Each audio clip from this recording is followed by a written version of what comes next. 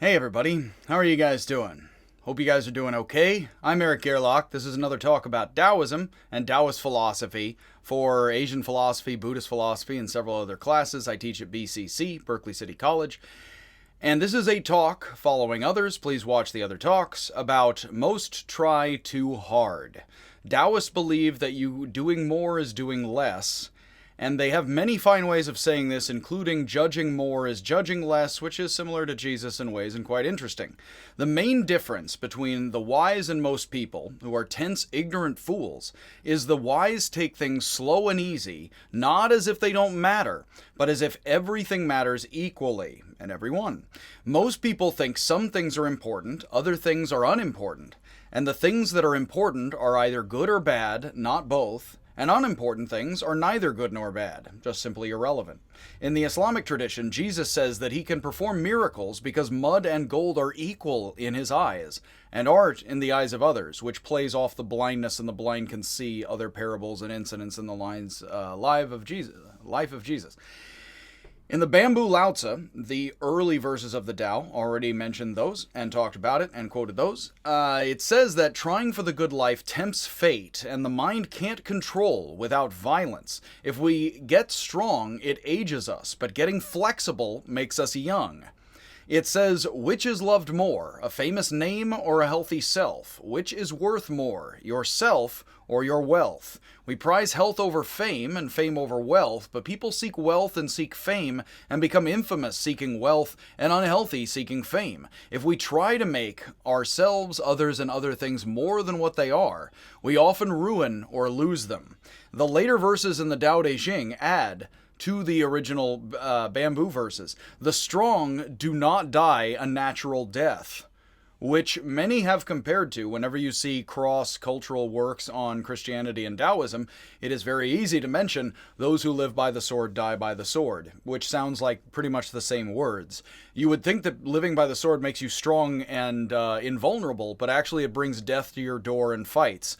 It is not that you should not know how to fight, but fighting more is fighting less. Fighting more effectively is fighting with less, and less fighting, less attitude, going the simplest and easiest route between point A and point B calmly.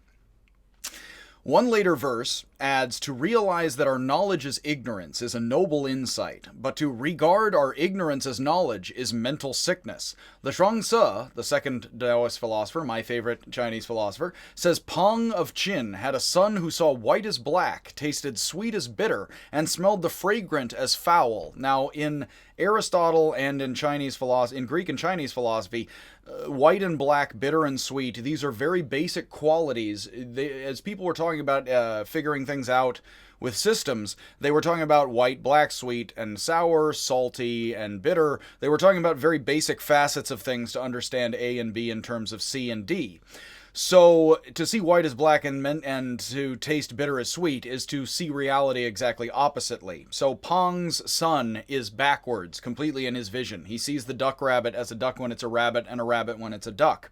Pang found Lao Tzu, the ancient old master of Taoism, and he asked him what he should do, and Lao Tzu says the world and all of its inhabitants are just as delusional and backwards, that he himself, Lao Tzu, does not know whether these words he speaks right now, or the words I'm telling you, are meaningful or nonsense, and says Pang should just keep his money. Don't worry about your son. Now this is rather cynical, but this is a wonderful tale. If your son's completely backwards, hey, if the world's backwards, hey, your son fits in. Isn't that great? Now, Confucians actually say if the world's backwards, your son fits in, that's a bad thing. And I'm not saying the Taoists are saying simply not that, but that they are saying, well, you know, the world and all of human beings normally, for the Taoist and for the cynic, are quite backwards in their understandings. Most people are. Think about how you think about any jerk who's casually a jerk to you, and you will understand that most are backwards even if we have trouble seeing it.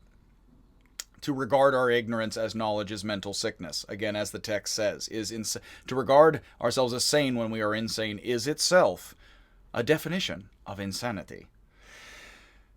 So, a sage in the Zhuangzi asks if we have heard of the praying mantis that waved its arms angrily in front of an approaching carriage, unaware that it was incapable of stopping the carriage. There's, my dad used to say, don't step on Superman's cape, you know, don't spit into the wind. There's several of these. And again, don't be the praying mantis waving your arms Here's waving mantis arms. Yes, mantis style. Is that he's waving mantis arms. Ah, check this out, guys. I'm a badass. And like waves arms to stop a carriage. Guess what? Gonna die. So don't be the spearman on the front unit, necessarily sacrificing yourselves like idiots. Be the spearman who does the right thing at the right time, but don't be the spearman just meaninglessly charging into death itself. That is just getting charged by the chariot. That is not moving out of the way smartly and wisely in the ways you can. The Taoists also here would not necessarily sign up for the army and would not mind lying to people and being just as backwards as the world in order to dodge the draft somewhat and get out of the spear units, I gotta say, which is why Confucius would regard them somewhat as hippies, and not caring about fitting in with the world, because they'd rather fit into nature, actually, to speak about living by the sword and dying a death. These texts are written a lot, and for appealing in warring states, China, and onward during empires in trouble. So these texts are telling people, keep your head down. Look, I know you want to stand up and do the right thing. Do that. But remember to not be the mantis standing right in front of the chariot, because you don't need to be that mantis doing that. A lot of these things, there's contradictory assertions because there's contradictory moments of life when not all the same advice or same human words would be entirely the same, and we see that in the text often. They're giving you the right advice for the right time and not expecting any of it to be completely universal. That would be more insanity. Again, seeing our insanity as sanity and saneness itself. I do have here a terrible mantis meme I have to mention that I found for the students. I don't always remember mantis memes, but when I do, I pray they never return. Yes, yes, yes. So, in the Liesa, who can fly through the sky like a wizard, there is pairs of stories that show us how love and hate, desire and fear shape our reality in absurd and foolish ways. In the first story about desire, a man wanted gold more than anything else. One morning he walked to the market, found a gold dealer, grabbed much of his gold, and just fled. Just took off, peace, I'm out. When the police caught him, they asked him, why did you steal so much gold in front of so many people? Come on, man. And he says, at the time I did not see any of the people. I just saw the gold. Notice the praying mantis is kind of just seeing the chariot and not realizing he should step out of the way. Notice that's a negative thing the mantis is taking on head first as a negative thing in his life, the chariot. This is the positive thing, the gold, what you want, not a negative chariot you're trying to fight, and you only see the gold and you don't see anything else. It's kind of like the mantis focused on the chariot and didn't realize he was about to die. Just like this guy gets arrested not thinking of anything other than the gold, and obviously he doesn't get to enjoy the gold now because he wasn't thinking about the whole situation. In the second story about fear, in the Liesa, a man lost his axe. This is a brilliant psychological story. Think about how this is in ancient China. And this man suspects a boy who lives next door of stealing his axe. I have to say, we're all paranoid like this. I have things go missing. I'm like, did somebody take this? And then you find it. Everything about the boy's behavior, the way he talked, his expressions, betrayed that he had stolen the axe. Everything about that kid is suspicious, dang it. Then the man found the axe buried in his own cellar. When he saw the boy again, nothing in the boy's behavior suggested the boy would ever steal an axe. End of story. Unfortunately, again, as I like talking about racism and philosophy, there are experiments you can see on video in the 1970s and 80s, where I forget exactly what year or which experiment, where they do shoot a gun off in a bank. I think I've mentioned this already. And then you don't see who shot the gun. And sometimes people say, oh, I saw a gun, or I saw the black guy have a gun. And it turns out nobody had a gun, and people are imagining what they see. So when people think people are going for guns based on who they are or not, a lot of times we are imagining our reality and perceiving it. And unfortunately, you see people as suspicious, whether or not I'm loading this politically, for everyone.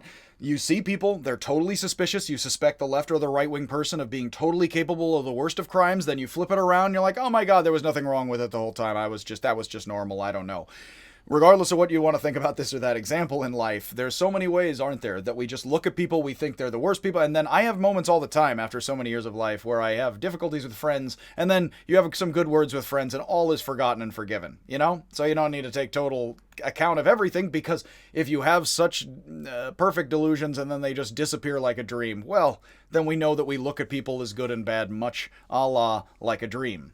Merrily, merrily, merrily. Not so much all the time, huh? More like the girl with the curl on her forehead. In her forehead? Wherever it metaphysically is, yes? So, Sima Cheng-sen says that the way is like water. The way of ways. The Tao is the way of all ways. The perspective of perspectives and being, the beings of being. The way itself, the way of ways and things. the thing of things, is like water to a fish for us. We're just swimming in it. But a fish in a ditch will see a bucket of water, a bucket full of water, while we often don't have sense to seek the way, even though we are surrounded by it in everything, hardly in a dry ditch. Confucius says perfection is nowhere, but anywhere you reach, goodness is at hand. You can always find something halfway decent. You can't find anything perfect, though. There's a similar way Confucians and Taoists share a lot of interesting expressions and thoughts that they agree with. And there is a way here where you won't find anything perfect at all, but for some reason as fish out of water, we will not see ourselves surrounded by water in the way. That we have good stuff and just life all around us. We demand so much out of each other and ourselves that we just see everything as absolutely empty and negative whenever we want to look at the boy and think he's a suspicious kid who would steal an axe. We just don't even see it. You know, that's all of us. That's life in ancient China. That's life in modern America. That is, well, the human brain has not significantly evolved, since that time at all. So we are human beings with general human behavior, which these Taoists are paying attention to quietly and giving us many fine ideas. And again, I come from the neck of the Californian woods where reading this into modern psychology and hippie therapists is perfectly fine for a paycheck, Sima Cheng-sen, who says that water is like a fish, we're like fish out of water and don't see the water all around us, strangely, almost like we're drowning in the air as fish all with water all around us, oddly, says the confused mind acts like a king presented with a gem who has the feet of the presenter cut off to take the gem for himself, not seeing the value of the gem as in the whole situation surrounding it. Now that is it's a terrifying image because it has to do with cutting the feet. Think about you're an emperor, you are the mind, you are the head, you are the emperor of your body and your limbs. This is very symbolic in ancient thought where you're the king in your head of your body and your subjects and your limbs and yourself, your cells, your fingers, your toes, your feet, everything.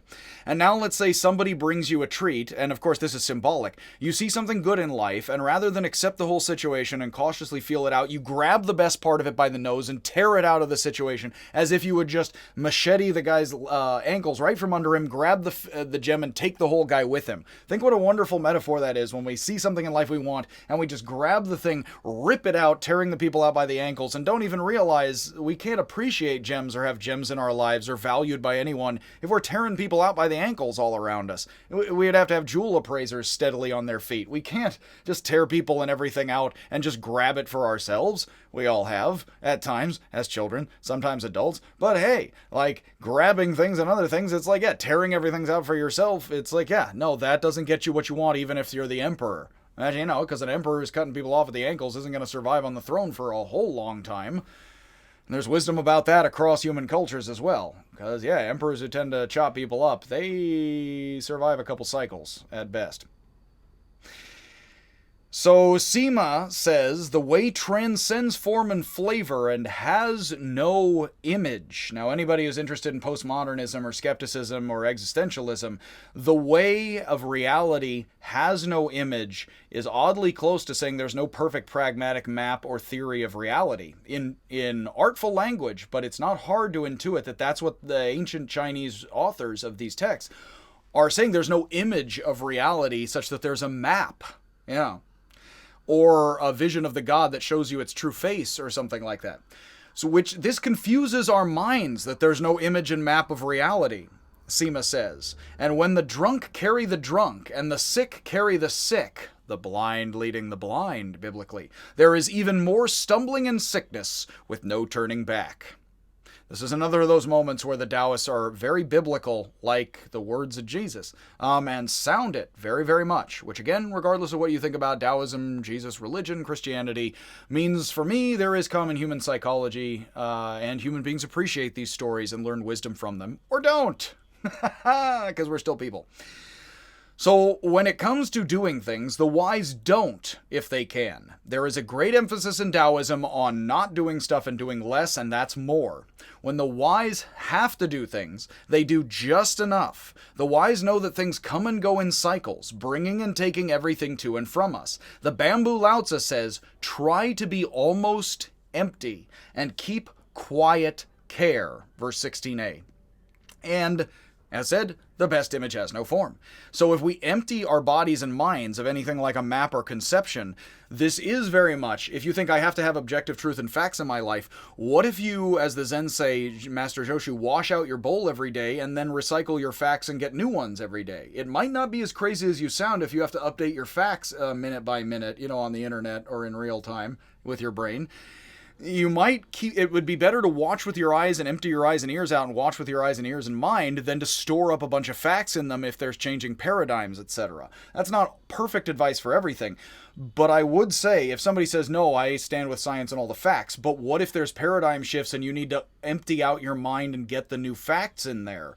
Life is always a balancing act of both, so this isn't simply saying one or the other. Is it forget all chemistry completely? There's no model at all? Well, don't have a permanent fixed model of chemistry if you want to be the best chemist, would be what this would suggest. And the Taoists are famous for being alchemists and possibly invented gunpowder, which Europeans and Muslims make great use of later. In fact, European history is kind of formed in gunpowder, Yes, it's quite a plot, plot of the land and the map and all that. So, we should watch all things rise and fall, being a non-being, and it says, soften the glare, settle the dust, cut the cords, and untie the knots. This is deep unity. The well-built can't be lifted. The fully embraced can't be lost. Which again, you're not supposed to lose anything. You just embrace and open up, and then you have all the sides of life, and you don't lose anything, and that makes you more capable than others, which is trying to reject less, which is being more full and having more, rejecting less, which is wonderfully ironic and reflexive and paradoxical. We are told the ancient sages were simple and strong, but also deep and hard to see, so it is hard to see who they are or say what they were like compared to others. The ancients were so amazing, they were underground rock stars. We didn't know who they were because they were too cool to be cool, so we didn't know, I can't tell you what the wisest of Taoist ancient Jedi Knights were, but I can say something a little bit about it because they were kind of in hiding like Yoda on Dagobah, and we couldn't really figure out who they were, because why would they show off or wear merit badges? They wouldn't. But we can say, carefully, they were patient as if wading into a winter stream, careful as if threatened on all sides by armies or what have you, warring states period, calm as guests, giving as ice melting, plain as uncarved wood, and muddy as a puddle. Now others would not say a sage is muddy. Diogenes in Greece would say a sage is nice and muddy and confusing and brutal. The Taoists would also, like hippies, like Diogenes, say the sage is muddy and unpleasant, but who cares? They're more in the way of things. That's not everybody's model. That's not so stoic and that's not so zen to be totally muddy. But some like it, and Zhuangzi was wriggling around in the mud like a tortoise, according to him. It says, who's muddy enough to calm and clarify? Wonderfully paradoxical. Who's gotten dirty enough to be nice and clean and orderly with speech? Down and dirty. Who's still enough to stir things up? Which would be the Taoist sage who's acting like a hippie bum like Diogenes, but who is calm in themselves and doesn't care about wealth such that they can truly be on point, even if they look like a bum and do not care because they are avoiding pride and avoiding people storing things up improperly in themselves. In the Liezi, Huazi, Master Hua, completely loses his long-term memory in middle age, forgetting everything at night by morning and everything in the morning by nightfall. His family hires many to cure him, and all fail except a Confucian, who locks himself in a room with Huazi for several days. When he wakes up, Huazi chases the Confucian off with a spear. When asked why he's chasing him off with his family, after we paid the guy, he says, we have him on retainer. Don't chase him fully off, He says that he now remembers his past. He was better off forgetting. Nietzsche says, the German philosopher and cynic, who saw himself as a modern Heraclitus, thus a bit Buddhist and Taoistic, and whether or not he thought so. Nietzsche says a lot of people love remembering and knowledge. Let's remember the gift of forgetting and forgiveness, but also forgetting and being clueless idiots. Let's remember how good it is to be clueless idiots and not remember everything. This is very Nietzschean like that. Remember how good forgetting your life is, and don't try to remember everything and order it. Because don't you like that you've forgotten so much of your life and it's not just jumping on you anymore? It's like, yeah. Well, of course, you want to be responsible. Doing less is doing more. Forgetting your life decently enough is okay. As long as you are being better as a person, of course, it would be predicated on going along with the way and being a more awesome person. But if you are forgetting your life and going with the flow is fine. If you are in tune and you are getting your stuff right the way they are saying, I would say. So Tan Chiao says emotion in the heart is like poison in food, like fire in the reeds. We should know this. Better people work and don't feel pride when given status. Don't feel grand when honored, Tan says. Don't pay attention when treated familiarly. Don't get suspicious when devalued. That better people, let me requote this. Better people work and don't feel pride. Don't feel grand when honored. Don't pay attention when treated as if they're familiar. Don't get suspicious when devalued. Oh, people are dissing me and devaluing me. It's fine, whatever. And can't be debased thus. If you don't care if people put you down, then no one can put you down. And you do not care about rising or falling because you have all status like water and can go anywhere.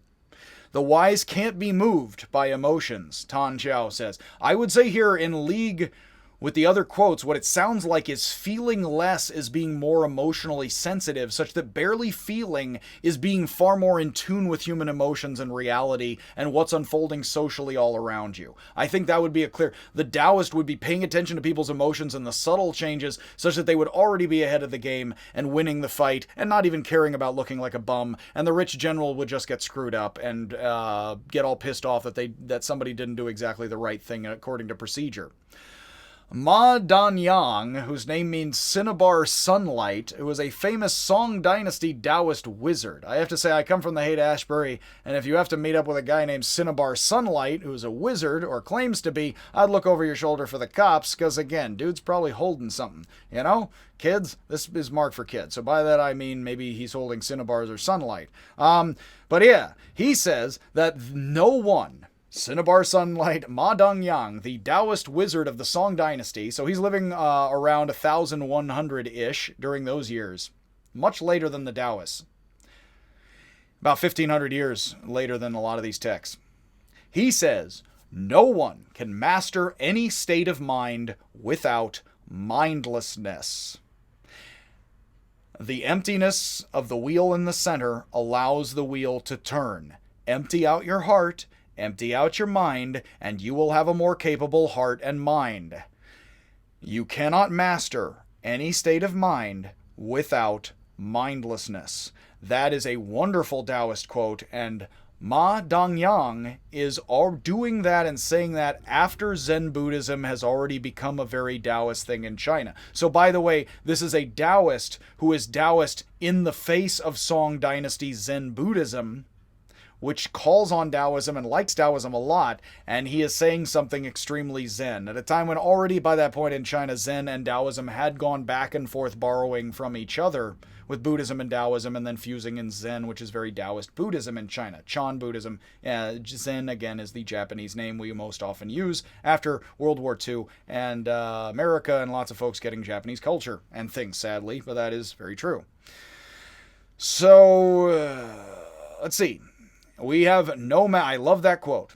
Energy, Ma Dongyang, the Taoist sunlight wizard, says, energy is swift as a horse and hard to master, but calm makes it easy. Now he has just said there is no mastering mind or any minding without mindlessness, and calm makes it easy, which suggests mindlessness here is active calm. Not idiocy per se, although these guys don't mind acting like bums, but calm is openness and perception and awareness, and that is very Zen-like openness, yes, to being sensitive to less emotion as more. So it's not never feeling anything for anybody. That would be a little bit evil. This is actually empty your heart such that you are more sensitive to the smallest of facial movements of others, such that you can see and feel so much more. That's arguably a real thing in human life all the time, given human psychology and what we can observe in ourselves and others. That's good advice for life. It is something I imagine empiricism confirms again and again in psychology. You know, in many ways,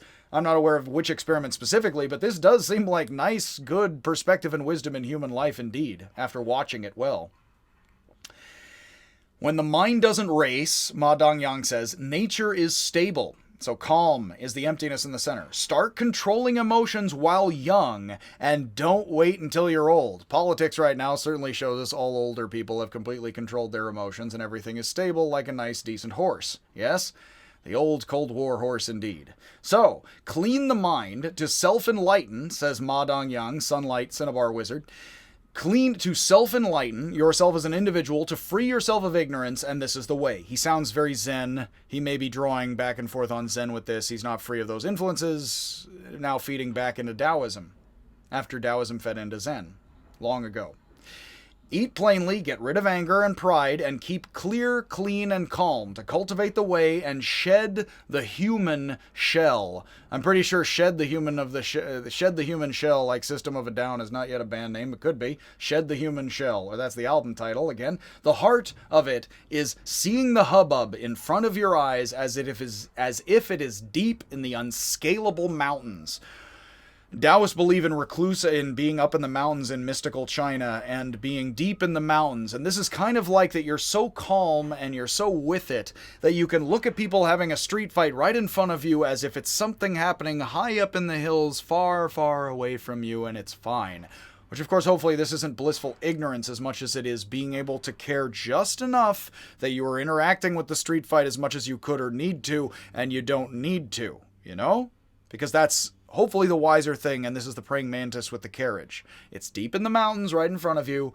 It's all right. Especially if humanity remains humanity after this many thousand years. It's going to be okay. As much as it is, it's still okay. And you can leave it up in the mountains plenty in yourself here. You see, the calm is all right if humanity remains humanity, because of course there will be bad and good going back and forth. Again, this should not be taken to be licensed to be lazy. There's many Taoists doing things and Robin Hooding to help people, as we'll mention. There's an incredible Japanese story. My father told me the story a long time ago. That there is, and I tell it often in telling philosophy, in teaching philosophy classes, that there's a Japanese story. I'm not sure how recent it is, and I don't have a source for it, honestly, and I need to find one. That it illustrates Wu Wei, non-action, acting less is acting more, the principle we're talking about very much, the Taoist concept we could call it, and lesson. And that a samurai had 3 sons, a samurai shogun, what have you, possibly the one or one of the locals, and he has to decide which of his sons is going to take his place and rule after him. Nice traditional situation and story. He tests them by placing a pillow on the sliding door to his room, and he calls them one at a time. The eldest son enters, and he annihilates the pillow. I like making chainsaw noises in class. You know, with the samurai sword, it disappointingly doesn't make that noise no matter how fast you swing it, I'm pretty sure. I don't do kendo. But he annihilates the pillow before anybody can see it in a frenzy of skilled sword strikes. And the dad effectively says, get out, and I don't want to look at you for at least a while. It is implied I need to look up the original story. It's sort of like, get out, you're no longer my son, which is a bit harsh. But if you are the son who just blasts the pillow into a million pieces before seeing it's a pillow, the dad is definitely not pleased with you at all. Let's put it that way. And this is the eldest son. And there are several stories in the East Asian traditions that I like covering, which the eldest son does not win. Think about Brothers Grimm fairy tales, where there's an evil queen, or the eldest child doesn't win or right. There's a lot of counterintuitive setups in human cultures and stories where it's not the intuitive, it's the counterintuitive. Now, many people would think in East Asian culture it's so traditional, the eldest son always wins. No, not in this story, and not in many of them, which people would all know the eldest son should have won. He failed completely. He completely botched it. The middle son he opens it, dad has to go to IKEA again. He gets another pillow, puts it up behind the sliding screen so you can't see it, or up tucked above the door. The middle son grabs the door, opens it, pillow starts to fall, pulls out the sword, but sees it's a pillow mid-fall, catches it in the hand. Dad's kind of like, pretty good, I don't know, you sit over there for a while. Youngest son, meanwhile, is called in by the father. He's looking around. He's opened his eyes and ears. He's just kind of staring around, he's like, there's a pillow on the door. So he grabs a pillow, puts it under his arm, walks into the room. Dad's like, bingo, you're it. Because if you think about, of course, if you're a shogun and a village rebels a bit, do you annihilate the village immediately? Well, you're not going to have a strong, rich kingdom with a nice rice production. Whether or not we're being authoritarians about it or not, or anything, and this is how human societies have organized themselves and do in corporate structures all day long, whether or not you think corporate structures are democratic in the slightest, because they ain't, plenty, at least for plenty of the people, is that, it's that. Essentially, you probably want the guy who's paying attention, who takes care of the small things while they're not hard, like the Taoists say in the Tao Te Ching. Like, you probably want the guy who's looking around, who knows how to take care of the little while it's little, and before it grows too big and doesn't annihilate a pillow every time it falls in front of his face. Because if you have a son who takes over who annihilates every village who slightly flips him off, you're going to have a pretty bad shogunate, you know? It's not going to work too well. That guy freaks out whenever he has the slightest difficulty, it would seem. So I wouldn't, and he's a great swordsman. Not using the mind over the physical, though, like Sun Tzu would tell us. He's not using, which the samurai are well versed in. He is not, with Chinese text we'll get probably next semester. I probably won't cover Sun Tzu this semester. But yeah, if you're the son who annihilates the pillow, the oldest son, doesn't matter how old you are, how good of a swordsman you are, you just screen. There's a Buddhist Zen expression, do not use a sledgehammer to swat a fly. Certainly the oldest son used the sledgehammer to swat the fly, and the youngest son just used a nice, simple, just used his hand, picked it up, walked in, didn't need to hit a single thing with a single strike of aggression. So the youngest is simply aware, empty of thoughts, such that he can pay more attention to everything around him. All right, so that's a half-hour talk here. We are going to pick up again with more stories from the Zhuangzi and others that illustrate these lessons with skill and swimming in reality here. So have a wonderful day, guys. Please watch my other videos. Enjoy as you like. And I will see you if I ever see you.